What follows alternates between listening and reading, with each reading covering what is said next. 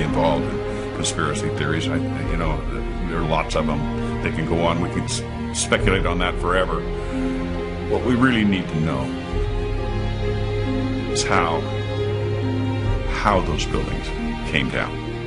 World Trade Center 7 collapsed because of fires fueled by office furnishings. It did not collapse from explosives or from fuel oil fires. To undermine scientific integrity is to undermine our democracy. This is what NIST has done, denied and ignored crucial evidence. The American people absolutely need the truth of 9/11.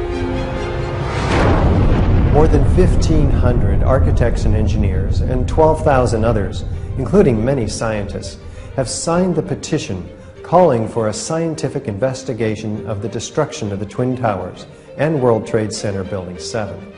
The report, issued by the National Institute of Standards and Technology, referred to as NIST, was not valid science. They're talking about a single columnar collapse or failure that resulted in a total collapse of the building. Building number 7 descended in free fall for the first 100 feet, which means that there was absolutely no resistance to the descent whatsoever. So all of the columns really needed to be severed at the same time. The symmetry is the smoking gun. NIST has admitted it went into free fall for 8 stories. You don't need to be an engineer or an architect to see what happened to those buildings. Dit is controlled demolition. Zeker weten. Zeker weten. What I saw, it was a classic implosion. The center of the core, the penthouse area, starts to move first, and then the building follows along with it.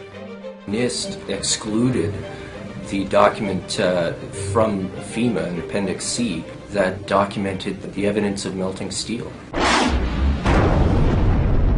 In an office fire, you cannot generate enough heat to melt steel. There were these iron microspheres present in all of the dust samples. They needed to have been formed in extremely high temperatures. All the characteristics of the microspheres, along with what I see in the attack of the beams that were actually found, tell me that thermite was involved in melting those steel beams. In the dust, what we have found is a modern version of thermite, which we call nanothermite. NIST concedes that they found no evidence for explosives. So then we asked them, well, did you look?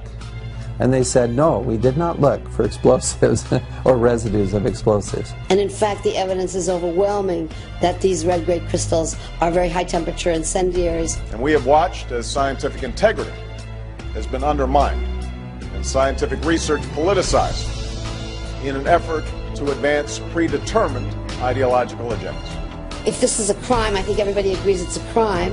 Evidence was removed from the scene of the crime. You can't do science when you are deprived of the evidence and when your hypothesis is the least valid instead of the most likely. When the most likely hypothesis in the case of Building 7 wasn't even mentioned. This is not science.